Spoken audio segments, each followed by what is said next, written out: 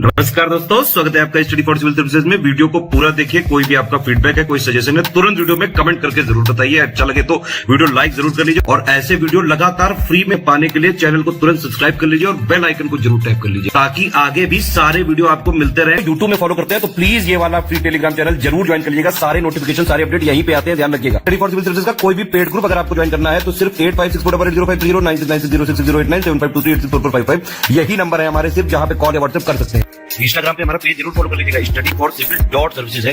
Twitter पे हमको जरूर फॉलो कर लीजिएगा, @study for civils है। सारे क्वेश्चन अटेम्प्ट करिए और स्कोर अपना तुरंत कमेंट करके बताइए।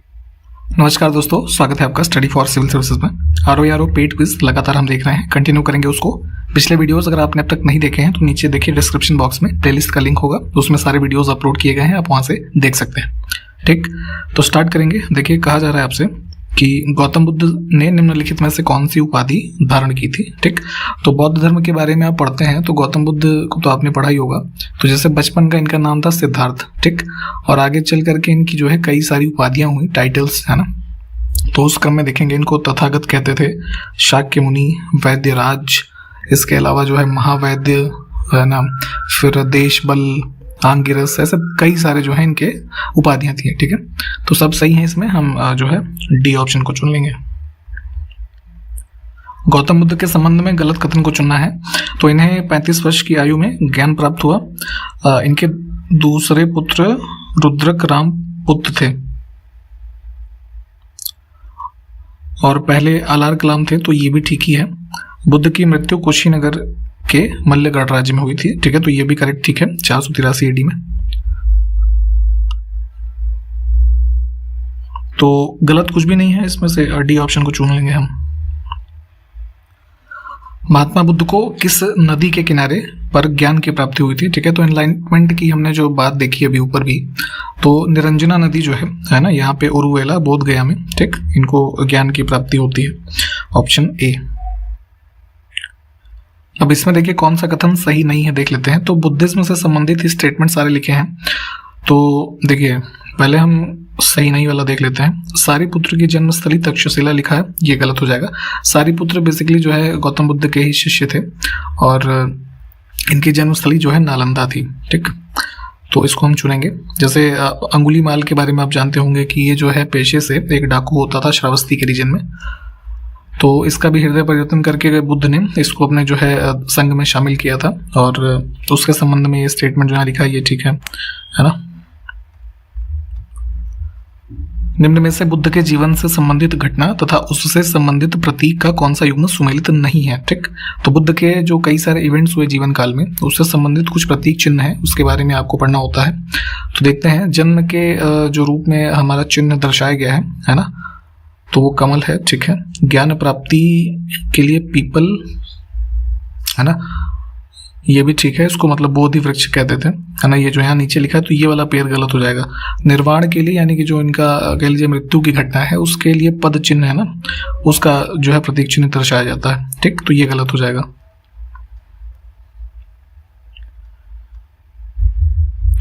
निम्न में से कौन सा युग्म सुमेलित नहीं है, फिर से देखते हैं। तो देखिए बुद्धिस्ट संघ जो बनाया गया है ना, तो उसमें कुछ कुछ अधिकारी कह लीजिए हुए जो अलग अलग कार्य से संबंधित थे, तो उनको कुछ टर्म से जो है रेफर किया जाता था। तो उस संदर्भ में यहाँ पे देखेंगे, अब चीवर के लिए लिखा है कि खान पान से संबंधित अधिकारी था ये, तो ये गलत है। चीवर बेसिकली जो वस्त्रागार, मतलब ऐसा समझिए जो कपड़े से संबंधित जो हिसाब रहा होगा उस समय, उसको मैनेज करने वाला अधिकारी होता था। ठीक, तो इसको हम चुनेंगे। और अगर हम बात करें ये खान पान से संबंधित जो यहाँ पे लिखा है, तो इसको बोलते थे भंडागारिक, है ना, ये टर्म होता था। बाकी के विकल्प ठीक है, इनको पढ़ के देख लीजिएगा एक बार। अभी देखिए हाल ही में हमने अपना कॉन्स्टिट्यूशन डे मनाया है 26 नवंबर को, क्योंकि 1949 में हमने कॉन्स्टिट्यूशन को अपनाया था। ठीक, कॉन्स्टिट्यूएंट असेंबली ने जो अपनाया था, तो उसी के संदर्भ में देखिए कि हमारे कॉन्स्टिट्यूशन में एक पहले प्रीएम्बल होता है ना, जैसे इंडिया में है we the people of India, ऐसे स्टार्ट होता है हमारा फ्रेज। तो सबसे पहले किस देश के संविधान में प्रस्तावना को सम्मिलित किया गया था। ठीक है, तो सब प्रस्तावना क्या होता है, बेसिकली जैसे कोई किताब का इंडेक्स होता है, वैसे ही प्रस्तावना भी किसी संविधान का आईना है ना। उस संविधान में क्या बातें कही गई हैं उसी को दिखा देता है वो। तो सबसे पहले प्रस्तावना को शामिल किया था जो यूएस ने कॉन्स्टिट्यूशन बनाया था, है ना, इन्होंने 1786 वाला। तो डी ऑप्शन हमारा करेक्ट हो जाएगा। निम्नलिखित में से किस संवैधानिक विशेषज्ञ ने प्रस्तावना को संविधान का परिचय पत्र कहा है? तो संविधान की जो प्रस्तावना है या फिर भारतीय संविधान है उसके बारे में अलग अलग जो लॉ के एक्सपर्ट्स रहे हैं, है ना, या फिर कह लीजिए जुडिशियल ऑफिसर्स रहे हैं, लॉयर्स रहे हैं, तो उन्होंने अलग अलग स्टेटमेंट दिए हुए हैं। तो आइडेंटिटी कार्ड बताता है प्रस्तावना को, जो हमारा ये स्टेटमेंट है ये दिया गया था N.A. पालकीवाला के द्वारा। ठीक, ये एक जो है पूर्व में लॉयर थे, काफी famous, supreme court of India के। देखिए हमारे प्रियम्बल में एक बार अमेंडमेंट हुआ है 1976 में 42nd अमेंडमेंट के द्वारा। तो उसमें 3 शब्दों को ऐड किया गया था उसमें। तो वही यहाँ पे है कि इसमें से कौन सा एक उसमें से नहीं है जो उसमें जोड़ा गया। तो हमने जोड़ा था सोशलिस्ट, सेकुलर और तीसरा शब्द है इंटेग्रिटी। इन 3 शब्द को हमने जोड़ा था। सॉवरेनिटी जो है ये हमारे संविधान में पहले से था, मतलब प्रियम्बल में ये चीज पहले से थी। देखिए प्रियम्बल जो हमारे कॉन्स्टिट्यूशन का है ये आपको याद ही होना चाहिए, इंग्लिश और हिंदी दोनों भाषाओं में, क्योंकि कई बार इससे डायरेक्ट क्वेश्चन पूछे जाते हैं जो इसमें कीवर्ड्स दी गई हैं, है ना, उनसे संबंधित क्वेश्चन बना करके पूछा जाता है। तो उसी क्रम में क्वेश्चन यहाँ पे है कि भारतीय संविधान की प्रस्तावना नागरिकों को निम्न में से कौन सी स्वतंत्रता प्रदान नहीं करती। ठीक, तो देखिए जैसे अब इंग्लिश में हम इसको बताते हैं आपको, जैसे कि हमारा जो प्रियम्बल स्टार्ट होता है तो पहला पैरा जो है we the people of India having solemnly resolved to constitute India, ऐसे करके हमारा जो ये पैरा खत्म होता है। तो उसके बाद जब हमारी लाइन ये शुरू होती है कि to secure to all its citizens, तो पहले जस्टिस की बात की जाती है। ठीक है, जस्टिस, सोशल, इकोनॉमिकल, पॉलिटिकल, 3 प्रकार के जस्टिस की बात की जाती है। फिर आता है लिबर्टी, है ना। तो अब यहाँ पे लिबर्टी या फ्रीडम जो है इसी को समझ लीजिए आप एक रूप में। तो कितने प्रकार के लिबर्टी की हमारा प्रियम्बल जो है वो बात करता है। तो हमारा लिबर्टी की बात होती है थॉट की, है ना, एक्सप्रेशन, है ना, फिर होता है फेथ, फिर वर्शिप होता है ना, और रिलीजन की बात इसको भी हम कवर कर लेंगे जो है बिलीफ और फेथ के अंदर, कि आपका जो मान्यता है किसी धर्म को मानने की, तो इसकी भी लिबर्टी हमारा कॉन्स्टिट्यूशन हमको प्रियम्बल प्रोवाइड कर रहा है। लेकिन स्टेटस जो है ये प्रोवाइड नहीं करता है हमारा प्रियम्बल फ्रीडम के रूप में। ठीक, स्टेटस किस रूप में प्रदान करता है? इक्वालिटी के रूप में, है ना। प्रियम्बल में जब अब लिबर्टी के बाद नेक्स्ट लाइन आप पढ़ेंगे तो वहाँ पे है equality of status and of opportunity, है ना, and to promote among them all fraternity की बात होती है। उसके बाद assuring the dignity of individual and the unity and integrity of nation. ठीक, तो कुछ इस तरीके से पूरा एक क्रम है। तो यहाँ पे इस क्वेश्चन में स्टेटस जो है ये ऑड हो जाएगा, बाकी के 3 विकल्प ठीक हैं। अब देखिए यहीं पे हमने आपको अभी जस्टिस के बारे में बताया था ना, कि पहला हमारा जो इसमें सेकंड पैरा में पहली लाइन स्टार्ट होती है जस्टिस की। तो 3 प्रकार के जस्टिस की बात होती है, सोशल, इकोनॉमिकल और पॉलिटिकल। तो तीनों यहाँ दे रखे हैं, तो हम ऑल ऑफ द अबव को चुन लेंगे। निम्नलिखित में से किस कृषि विश्वविद्यालय को ICAR यानी कि जो हमारा Indian council of agriculture research है ना, भारत सरकार के अंतर्गत जो कार्य करता है, तो इसके द्वारा मान्यता प्राप्त नहीं है। तो यहाँ पे देखिए कृषि विद्यालय जो लिखे हुए हैं ये उत्तर प्रदेश राज्य में स्थित हैं। तो इसमें जो ये रानी लक्ष्मीबाई केंद्रीय विश्वविद्यालय है, ठीक है, ये एक सेंट्रल यूनिवर्सिटी है, ये ICAR के द्वारा अभी मान्यता प्राप्त नहीं है। ठीक, ये 2014 में इसको स्टैब्लिश किया गया था, यूपी में जो है, झांसी में है ये। बाकी के 3 जो लिखे हुए हैं ये जो है रिकॉग्नाइज्ड है ICAR के द्वारा। निम्न में से कौन पद्म भूषण पुरस्कार प्राप्त करने वाले पहले पैरा एथलीट बन गए हैं? ठीक, तो देखिए कुछ लोग जो शारीरिक रूप से ऐसे समझिए कि थोड़े विकलांग होते हैं, तो वो भी जो है स्पोर्ट्स एक्टिविटीज में पार्ट लेते हैं। तो यहाँ पे पैरालंपिक गेम्स में भी इन्होंने जो है अभी टोक्यो में जो हुए उसमें भी मेडल जीता, देवेंद्र झाझरिया। ठीक, तो इनको अभी हाल ही में भारत सरकार के द्वारा पद्म भूषण पुरस्कार जो है इसको दिया गया है, तो ये ध्यान रखेंगे। ठीक, जैवलिन थ्रो का जो गेम होता है उसके प्लेयर हैं ये।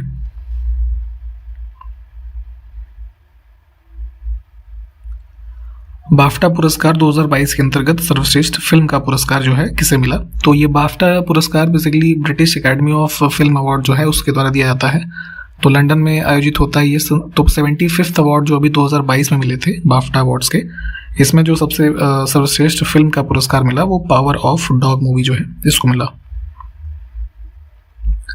प्रधानमंत्री नरेंद्र मोदी के द्वारा किस राज्य के दौरे के समय दूधवाणी नामक एक सामुदायिक रेडियो स्टेशन का उद्घाटन किया गया? ठीक, तो ये दूधवाणी बेसिकली जो रेडियो स्टेशन इनॉग्रेट किया गया है मोदी जी के द्वारा, गुजरात के दौरे पे थे ये। ठीक,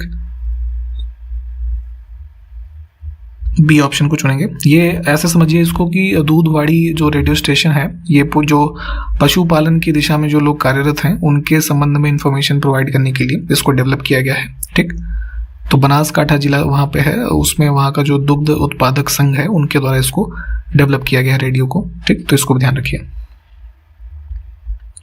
इसमें से किस राज्य या केंद्र शासित प्रदेश में स्थित पल्ली गांव, ठीक है, इसको देख लीजिए, तो कार्बन न्यूट्रल और पूरी तरह से सौर ऊर्जा से संचालित होने वाली भारत की पहली पंचायत बन गई है। ठीक है, तो ग्रीन हाउस गैसेस का बिल्कुल ना के बराबर यहाँ पे उत्सर्जन होता है। ठीक है, और सोलर पावर्ड जो है सारे अप्लायंसेज या कह लीजिए पूरी तरीके से संचालित है यहाँ पे ये पूरी ग्राम पंचायत।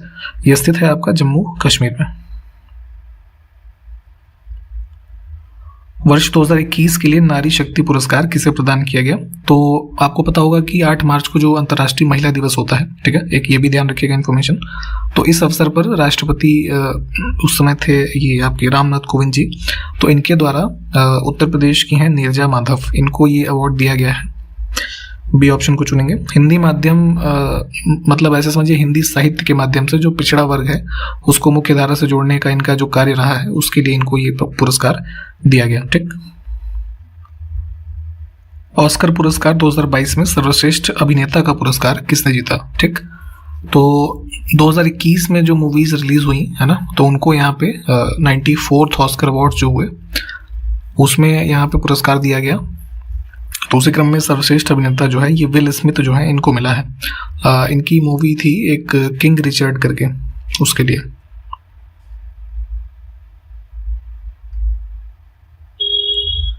संविधान के किस अनुच्छेद के अंतर्गत समता के अधिकार यानी कि राइट टू इक्वालिटी का जो हमारा भाग है वो प्रदान किए गए हैं? तो फंडामेंटल राइट भाग 3 में है, 12 से 35 अनुच्छेद के बीच में। तो ये कुल डिवाइडेड है अलग अलग कैटेगरीज में, है ना। तो जैसे 14 से 18 तक के हमारे जो अनुच्छेद हैं वो राइट टू इक्वालिटी जो है इसके अंतर्गत आते हैं। संविधान सभा ने भीमराव अंबेडकर जी की अध्यक्षता में प्रारूप समिति का गठन किस तिथि को किया? ठीक, तो जो प्रारूप ड्राफ्टिंग कमेटी थी कॉन्स्टिट्यूशन का जो फ्रेमिंग का सारा कार्य इन्होंने किया, तो 7 सदस्यीय ये समिति गठित की गई थी संविधान सभा के द्वारा जो है 29 अगस्त 1947 को। डेट से इंपॉर्टेंट है, ऐसे सीधे सीधे डेट ही पूछ ली जाती है आपसे। बुद्ध के जीवन की घटना तथा संबंधित प्रतीकों का कौन सा युग्म सही सुमेलित नहीं है? तो ऊपर भी हमने कुछ देखे थे। तो प्रथम उपदेश इन्होंने जो दिया है ना, उसको क्या नाम है, चक्र से संदर्भित करते हैं। इनका जो यूथ का टाइम पीरियड रहा उसको बुल यानी सैंड से संदर्भित करते हैं। समृद्धि का जो कॉन्सेप्ट है वो हाथी नहीं, उसके लिए शेर जो है उसको प्रयुक्त किया गया है। बाकी मृत्यु जो है उस घटना को स्तूप जो है उससे दिखाते हैं। निर्वाण का हमने देखा था वो पद चिन्ह होता है उसके लिए। तो सी ऑप्शन देखिए ये हमारा गलत है। निम्नलिखित में से कौन सी स्त्रियां बौद्ध धर्म के या की होना चाहिए यहाँ पे बौद्ध धर्म की अनुयायी थी? ठीक, तो जैसे पुरुषों के बारे में हमने देखा था कि कई सारे जो बुद्धिस्ट संघ में है ना लोग शामिल हुए, तो महिलाएं भी थीं। तो देखेंगे महिलाओं के बारे में, तो जैसे यहाँ 5 नाम लिखे, नंदा, यशोधरा, आम्रपाली, मल्लिका, सुप्रवासा, ये सभी जो है अनुयायी थी बौद्ध धर्म की। इसके अलावा कई सारे नाम हैं जैसे विशाखा, खेमा, है ना, और पटाचारा थी, एक थेरी, वजीरा, है ना, ये सब कई ऐसे नाम हैं। तो नाम की लिस्ट एक बार आप देख लीजिएगा। बौद्ध धर्म की प्रमुख अनुयायी आम्रपाली कौन थी ये बताना है। तो वैशाली जो था, वैशाली की एक तरीके से समझिए इनको नगर वधु थी। ठीक है, गौतम बुद्ध के प्रथम गुरु कौन थे? तो ये अभी हमने बताया, आलार कलाम।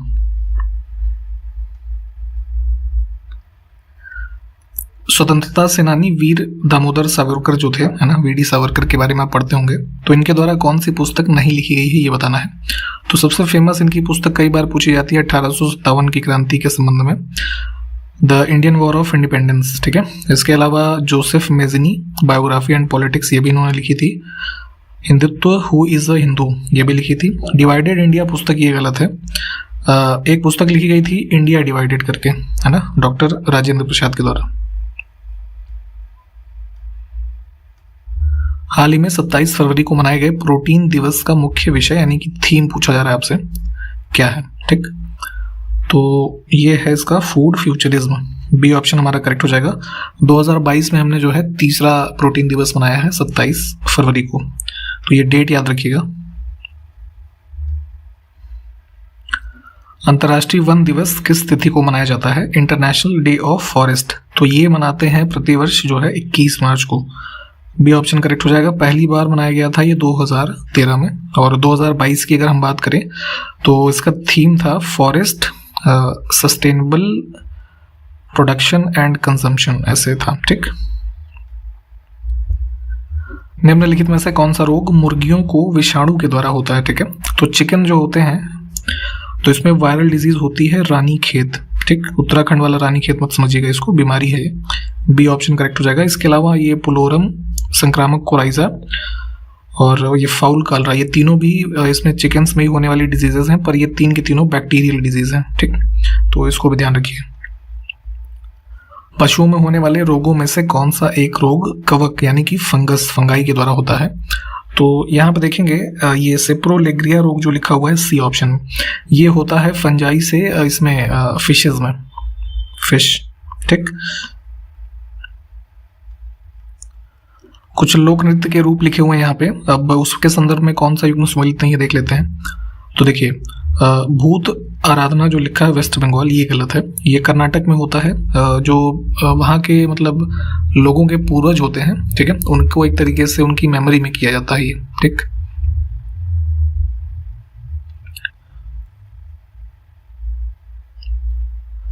इसमें देखिए कौन सा युग्म सम्मिलित नहीं है फिर से। तो कुछ रोग हैं और उससे प्रभावित होने वाले पशुओं के नाम लिखे हैं। ठीक, तो इसमें गलत है सी ऑप्शन। गलत क्यों है बताते हैं आपको। फिन टेल रॉड डिजीज जो है, पंख एवं पूंछ सड़न रोग, ये भैंस बकरी लिखा है, ये गलत है। ये बैक्टीरिया से होने वाली डिजीज है और ये भी जो है फिश में होती है। ठीक है, इसमें देखिए कौन सा युग्म सुमेलित है। ठीक, तो सही बताना है सुमेलित, तो 3 गलत होंगे इसमें। तो यहाँ पे जो पेयर लिखे हुए हैं राज्य और उसमें की जाने वाली नाट्य कला का रूप है वो लिखा हुआ है। तो तमाशा किया जाता है सिक्किम में नहीं, महाराष्ट्र में। स्वांग के बारे में अगर हम देखें तो ये राजस्थान और हरियाणा के रीजन में होता है।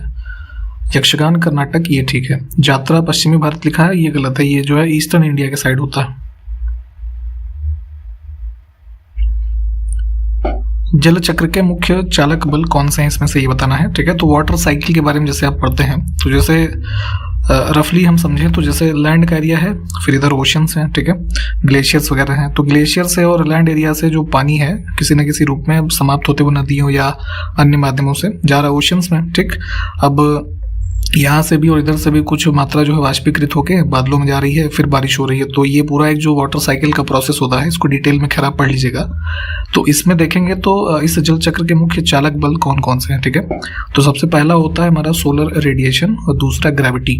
ठीक है, दोनों ही करेक्ट हो जाएंगे इसमें। वाटर साइकिल है ना, फिर जैसे नाइट्रोजन साइकिल है, ये सब आप जो है डिटेल में इसको पढ़ के रखें।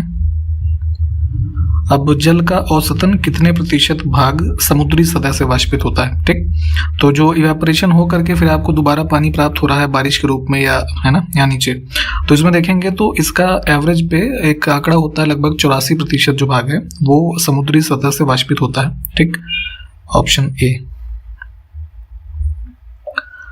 अगला देखिए, नाइट्रोजन स्थिरीकरण में गैसीय नाइट्रोजन का किसमें परिवर्तन होता है? ठीक, तो जैसे अभी हमने बताया था आपको वाटर साइकिल भी होती है, पढ़नी है आपको, नाइट्रोजन साइकिल को पढ़ना है। तो नाइट्रोजन साइकिल में आप देखेंगे तो मेजर जो है 5 उसकी प्रक्रियाएं होती हैं, जिसमें से पहला है नाइट्रोजन स्थिरीकरण। ठीक, तो इस प्रक्रिया में होता क्या है कि नाइट्रोजन का जो स्टेबलाइजेशन के दौरान जो हमारा गैसियस फॉर्म में नाइट्रोजन होती है उसका परिवर्तन होता है अमोनिया में। ठीक, और ये अमोनिया जो है जो स्पेशली पौधे होते हैं उनके द्वारा उपयोग में लाई जाती है। ठीक है, तो इसके जो सारे स्टेजेस नाइट्रोजन ये साइकिल के, ये प्लीज इसको पढ़िएगा। अब पहला स्टेज था हमारा नाइट्रोजन साइकिल का जो है नाइट्रोजन स्टेबलाइजेशन। ठीक, तो उसमें देखेंगे तो मेजर जो है 3 स्टेप्स के बारे में हम पढ़ते हैं, जिसमें पहला है वायुमंडलीय स्थिरीकरण होता है, दूसरा औद्योगिक स्थिरीकरण और तीसरा जीवाणुओं के द्वारा होता है। ठीक, तो अब यहाँ पे जैसे हम वायुमंडलीय स्थिरीकरण की बात करें तो इसमें क्या है कि बिजली का चमकना, जो भी दहन होता है कंबशन फॉसिल्स का, और ज्वालामुखी गतिविधियां यानी वोल्केनिक एक्टिविटीज, तो ये सब एनवायरनमेंट में जो हमारी नाइट्रोजन है उसके स्टेबलाइजेशन में हेल्प करते हैं। तो तीनों ही ठीक हो जाएंगे। अगला देखिए कि इसमें से कौन सी प्रक्रिया में पौधों के द्वारा स्थिर की गई नाइट्रोजन कार्बनिक अणुओं जैसे कि प्रोटीन, डीएनए, आरएनए है ना आदि में परिवर्तित की जाती है। तो ये नाइट्रोजन साइकिल का ही हमारा जैसे तीसरा जो स्टेप है ये एसिमिलेशन, ठीक, इसको चुनेंगे। इसी की एक तरीके से डेफिनेशन यहाँ पे दे रखी है। इसमें क्या है कि जो हमारे प्लांट्स के द्वारा नाइट्रोजन फिक्सेशन की जाती है, ठीक है, तो डीएनए आरएनए में ये सब जो है परिवर्तित होते हैं और इसके द्वारा जो ये बेसिकली जिसमें कन्वर्ट हो रहा है, तो ये हेल्प करते हैं एनिमल्स के जो ये टिश्यूज डेवलप होते हैं उसमें, ठीक। अब इसमें देखिए कौन सा कथन गलत है, तो चारों स्टेटमेंट देखते रहिए। इसमें अंकिया नाट के बारे में फोकस किया गया है। ये एक नाट्य कला का रूप है जो कि असम में किया जाता है, ठीक। तो इसका आरंभ वैष्णव संत शंकर देव हैं, इन्होंने किया था, बिल्कुल ठीक है। एक एकांकी कला है असम की, बता ही दिया गया। ये भी सोलो आर्ट परफॉर्मेंस है। इसका प्रारंभ 15वीं-16वीं शताब्दी के टाइम पीरियड में किया गया, ये भी ठीक है। तो इसमें से कोई नहीं गलत है, तो इसको डी को चुन लीजिए। इसमें देखिए अब गलत कथन फिर से हमको चुनना है, तो 4 स्टेटमेंट यहाँ पे भी हैं। गलत वाला हम देखेंगे, डी ऑप्शन देखिए, ये भावना रामेश्वरम द्वीप की लोक नाट्य कला है, ये गलत हो जाएगा। गलत इसलिए है कि जो भावना है ये बेसिकली यहाँ पे जो माजुली द्वीप का एरिया है नॉर्थ ईस्ट में, वहां पे किया जाता है, ये नाट्य कला का रूप है। बाकी के 3 स्टेटमेंट ये ठीक है, इनको पढ़ लीजिए। इसमें सही सुमेलित नहीं है, ये चुनना है फिर से। तो कुछ ये नाट्य कला है उसके रूप लिखे हुए हैं पूरे भारतवर्ष के, और इसमें गलत है ये बायलता, उत्तराखंड लिखा है, ये गलत हो जाएगा। ये यहाँ दक्षिण भारत का है, कर्नाटक का। फिर से कौन सा युग्म सुमेलित नहीं है देख लेते हैं। तो ये भी कुछ जो है नाट्य कला के रूप है, और इसमें गलत है 10 कठिया, इसमें लिखा है महाराष्ट्र, ये महाराष्ट्र में नहीं उड़ीसा में किया जाता है। कुछ इंपॉर्टेंट डेज के बारे में भी आपसे पूछा जाता है एग्जाम्स में, तो वो आपको पता होने चाहिए। तो हर मतलब समय समय पे कुछ कुछ दिवस जो है मनाए जाते हैं। तो देखिए इसमें विश्व मोटापा दिवस जो है 14 मार्च लिखा है, ये गलत हो जाएगा। इसको मनाते हैं प्रतिवर्ष 4 मार्च को, ठीक। बाकी के ऊपर के 3 जो हैं ये ठीक हैं। इसमें भी कौन सा सुमेलित नहीं है, तो अंतर्राष्ट्रीय प्रसन्नता दिवस, इंटरनेशनल डे ऑफ हैप्पीनेस, ये लिखा है 22 मार्च, ये गलत है, 20 मार्च को मनाते हैं इसे। ये भी काफी इंपॉर्टेंट न्यूज है कि किस राज्य की कैबिनेट ने घोषणा की कि सभी मंत्री और विधायक अपने स्वयं के आयकर का भुगतान करेंगे, ठीक है। तो पॉलिटिशियंस को कई सारी रियायतें भारतवर्ष में जो है मिली हुई हैं, तो उसको समाप्त किया जा रहा है। अब कई सारे राज्य जो अलग अलग इनिशिएटिव्स ले रहे हैं, ठीक है। तो यहाँ पे इसकी घोषणा की थी हिमाचल प्रदेश की कैबिनेट ने। यहाँ पे अब ब्लूमबर्ग बिलियनर इंडेक्स की बात हो रही है। तो अभी इनका जो लेटेस्ट ये आया था इंडेक्स बिलियनर्स वाला, तो इसके रिपोर्ट के अनुसार भारत और एशिया के सबसे अमीर व्यक्ति कौन बन गए हैं, तो ये है आपका जो है ये Gautam Adani, B option correct होगा। इस समय जो है ओवरऑल इस इंडेक्स में गौतम अडानी जो है दुनिया में सबसे अमीर लोगों की सूची में 10वें स्थान पे थे, और ये मुकेश अंबानी जो है ये 11वें पे थे।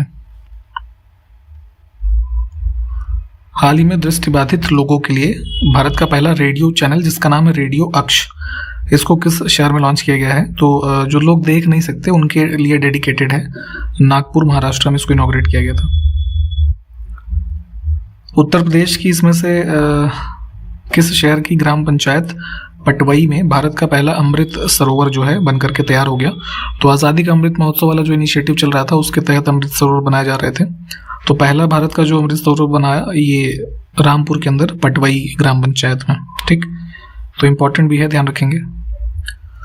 गरोड़ा कला का संबंध किस राज्य से है ये बताना है। तो ये एक तरीके की जो है मनोरंजन प्रकार की कला विधा है गरोड़ा, जो गरोड़ा ब्राह्मण संप्रदाय एक है यहाँ गुजरात में, ठीक। ये लोग करते हैं इसको। इसमें जो है रंगीन एक तरीके से कलरफुल ऐसे जो तस्वीरें हैं या चित्र हैं उनको एक्सप्लेन करते हुए कहानी का वर्णन किया जाता है इसमें, ठीक। तो यहाँ तक हमने देखा आज के इस वीडियो में। सारे क्वेश्चंस आप देख लीजिए, जो पूछे गए होंगे प्लीज बताइएगा जरूर। हम आपसे अगले वीडियो में मिलेंगे, तब तक के लिए नमस्कार, जय हिंद।